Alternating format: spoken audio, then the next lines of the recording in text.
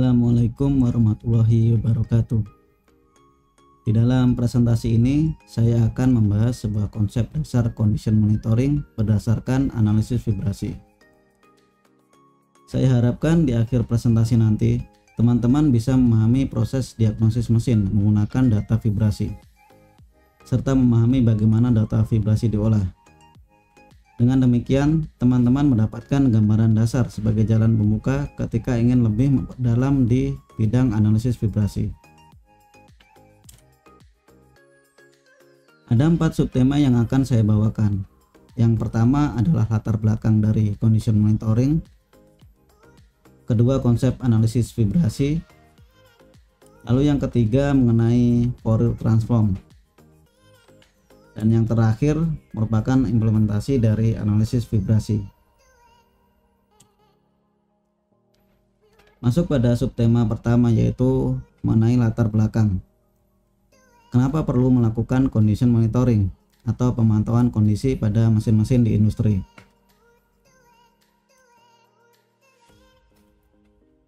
Mesin yang bermasalah merupakan sumber utama dari biaya perawatan yang tinggi dan berhentinya proses produksi yang tidak diinginkan di seluruh industri. Mustahil indera kita dapat mendeteksi kerusakan pada komponen-komponen mesin yang tidak terlihat dan memiliki susunan sistem yang kompleks. Misalnya pada komponen inner bearing yang cacat atau kerusakan pada roda gigi. Jika melihat sejarah, banyak proses produksi terhenti sehingga menyebabkan kerugian biaya yang besar. Itu diawali dari kerusakan pada komponen-komponen di dalam mesin yang tidak diketahui secara dini. Jadi, mau tidak mau kita melakukan breakdown maintenance. Kita ketahui, tindakan pemeliharaan ketika mesin sudah rusak banyak kelemahannya. Selain lebih mahal, kita akan sulit menemukan akar penyebab kerusakan. Teknisi juga diharuskan lebih berhati-hati dalam mengambil keputusan. Jika tidak, akan berisiko pada kesehatan dan keselamatan mereka. Jadi tadi sudah disebutkan ya, misalkan pada sebuah mesin dan di mesin tersebut kan memiliki banyak jenis bearing, komponen bearing, tidak hanya satu ya, dan itu bisa berbeda-beda tipenya. Nah, dalam kejadian kerusakan bearing, misalkan bearing yang A rusak, itu pun sudah sulit ya untuk kita ketahui bagian bearing mana yang rusak. Dan misalkan yang rusak pada lokasi inner bearingnya, di bearing tertentu, terus lokasi kerusakannya ada di inner bearingnya. Nah, ini juga sangat tidak mungkin untuk kita ketahui jika kita tidak menggunakan alat pendukung. Misalkan juga pada sebuah gearbox, di sini memiliki susunan yang kompleks ya, banyak roda gigi. Misalkan pada roda gigi tersebut mengalami kerusakan, misalkan pada bagian yang warna merah mengalami kerusakan. Nah, di sini juga kita tidak mungkin bisa mengetahui sampai ke detail kerusakan roda gigi yang rusak. Misalkan pada bearing juga terkadang ada ciri khas suara yang ditimbulkan saat bearing mengalami kerusakan. Nah, namun tidak semua suara tersebut bisa kita definisikan sebagai kerusakan bearing, karena ada banyak penyebab dari suara-suara yang timbul.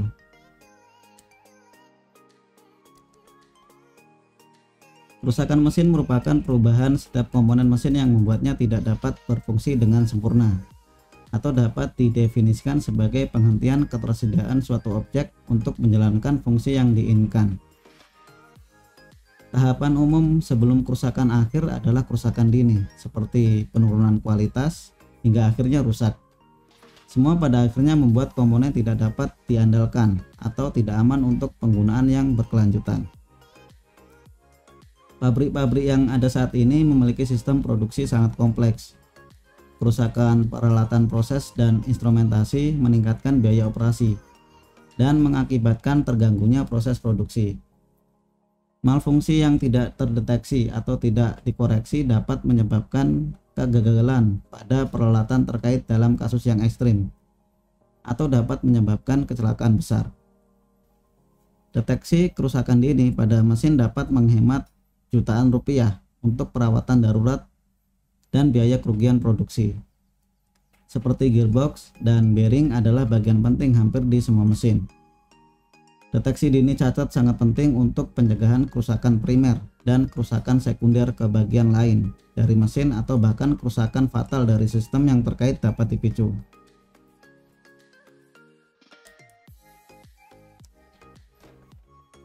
Ada banyak penyebab terjadinya kerusakan pada mesin-mesin di industri.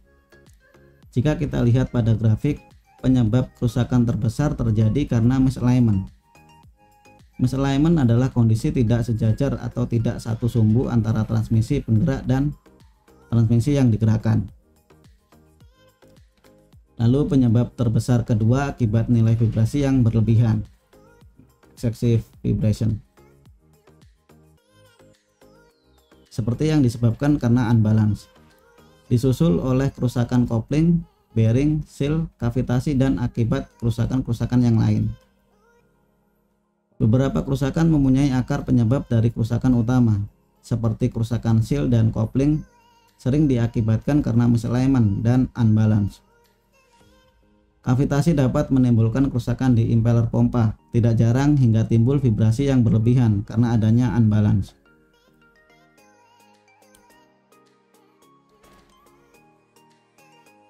Tujuan utama unit pemeliharaan adalah untuk menjaga mesin dan peralatan pabrik dapat beroperasi dengan baik sehingga mencegah kegagalan dan kerugian produksi.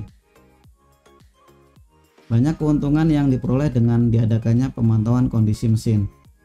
Yang paling signifikan dari segi biaya dan waktu, seperti yang kita lihat di slide ini. Dari sebelum teknik pemantauan kondisi diterapkan, terlihat pengeluaran biaya dan waktu yang sangat besar. Setelah teknik pemantauan kondisi diterapkan seiring berjalannya waktu serta teknologi yang terus berkembang, pengeluaran biaya dan waktu dapat ditekan dengan optimal. Strategi pemeliharaan berbasis pemantauan kondisi digunakan untuk proses produksi yang tidak terputus di industri. Pemeliharaan ini terdiri dari evaluasi terus-menerus terhadap kondisi mesin yang dipantau. Dengan demikian, mampu mengidentifikasi kerusakan sebelum kerusakan fatal terjadi.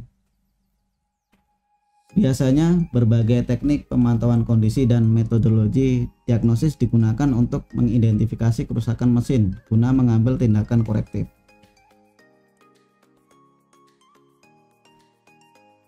Identifikasi kerusakan mesin dapat dilakukan dengan metodologi yang berbeda-beda.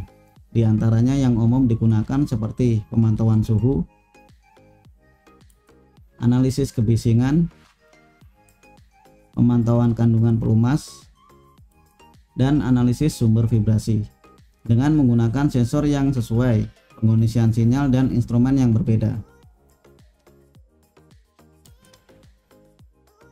Jenis kerusakan yang diidentifikasi pada mesin yang berputar juga bermacam-macam, mulai dari unbalance, misalignment, masalah pelumasan, kerusakan roda gigi, masalah kelistrikan, resonansi, dan kerusakan bearing. Metode pemantauan kondisi memiliki peran masing-masing dalam mendeteksi jenis kerusakan.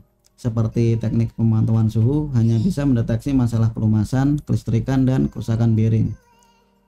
Pemantauan suara digunakan untuk deteksi masalah resonansi dan bearing.